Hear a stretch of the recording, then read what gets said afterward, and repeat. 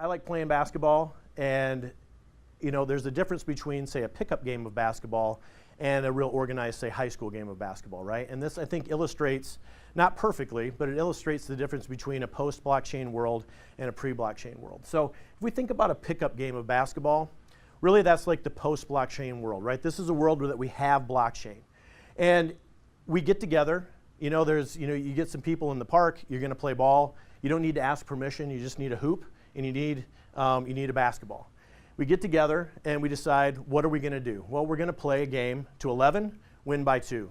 And so these are kind of, the rules of the system. And one of the things about blockchain that's neat about the ledger and how things are, put on the ledger are these things called smart contracts, where you agree up front what the contract is, and once those conditions are met, it automatically executes, right? We don't have to involve a third party for that. And so that's a little bit like us agreeing that we're gonna play to 11 and win by 2, all right? So that is the condition of exit, right? That's how we win the game.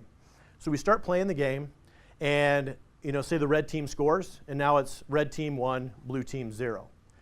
So what you do in a basketball game like that is to agree on the score and to agree what happened, we have a protocol for that, right?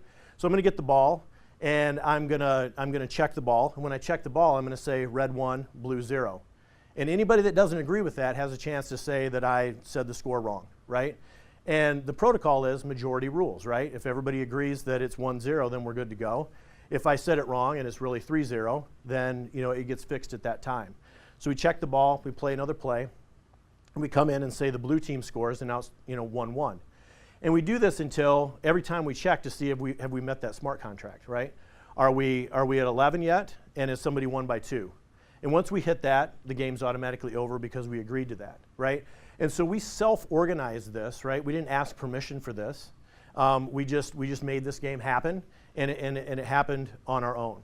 If you can compare and contrast that with, say, a high school basketball game, you have to, you still have to have a hoop, you still have to have a ball, you still have to have a team, but you also have to hire some refs, you have to hire a scorekeeper, and now as a player, I can appeal to the refs, but really this third party is in charge, right? I can appeal to the refs, but at the end of the day, the protocol is whatever the ref said, right? I don't really have a way to override that. So again, it's a trusted third party. We train these refs to do what we want them to do. We pay them, but at the end of the day, there's some friction in the system, right? To actually get an official, game of basketball. So that's an imperfect analogy of blockchain.